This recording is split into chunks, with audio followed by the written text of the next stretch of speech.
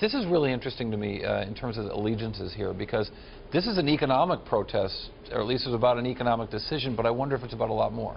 It is about a lot more. I mean, the Ukraine is, the private enterprise is closely linked to the government. I mean, the country's richest man, Rinat Akhmetov, is a hometown friend of Yanukovych. And a lot of his wealth, much of his wealth, has been built by purchasing state assets at depressed prices and, revitalizing those assets. So, but, you would think on a basic level, a big businessman might be better off being in the EU and having the freedom of those to get into those markets. However, the ties to the government, you don't really know which side they're going to end up on. They're walking a fine line. Again, their wealth is dependent upon Yanukovych. It's created by Yanukovych. Yanukovych has very close ties to Russia, and right. the Ukrainian economy depends upon Russia, like imports and exports. So how much will the people listen to him then? To Akhmetov? Yes. Well, Yanukovych will listen to him because he controls. So the president will. Yeah, he has to. I mean, he controls the thermal output. But how about the people? Well, the people want stability. The people want to look west. The days of the Soviet Empire are gone. This is kind of that legacy playing out. But it's the battle of Russia versus the West. They want to look west for the benefit of their human rights, perhaps, not because they want to look west because of the economics, or is this about economics? I think it's a little bit of both. For the billionaires, again, it's a fine line. They see the European market as a great export market. They export a lot. I guess Poland, as part of this Hungary. discussion, we've made it official. Billionaires are not people. There are people in the billionaires. But let's make those two distinguishments. There are the billionaires, and then there are the human beings.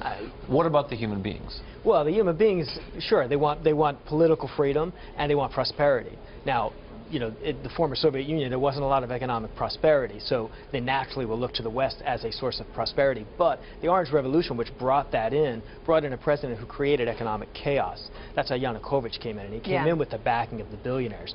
They're looking for a middle ground here. And how would you, Rob, just for those of us who've been watching what's been going on in the Ukraine, are there any indications on how it's going to play out here? Well, the billionaires have now all started to come out in favor of this EU negotiation. Yanukovych is meeting with Putin tomorrow, and Putin has basically said if you sign with the EU, you're going to have problems with Russia.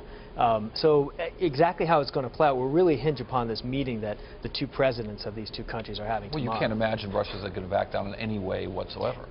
Putin does not back down. Right. That's been clear. This is an amazing story, and it would be really interesting if in fact, Yanukovych would step up. I mean, the fact that they're having a meeting, does that tell us something right there? Well, it tells you that there are extremely close ties between these two countries, and the economies of each are dependent on one another. And let's look back at the billionaires. There's really only 3 or 4 billionaires known in Ukraine. The richest is Akhmetov, worth about $12.5 billion. Next down is Pinchuk, also in the metals market, worth about $3 billion. Wealth is concentrated in a very small number of hands. So when Yanukovych is speaking with Putin, he knows he's got this very small but potent minority force in place that he has to attend to as well.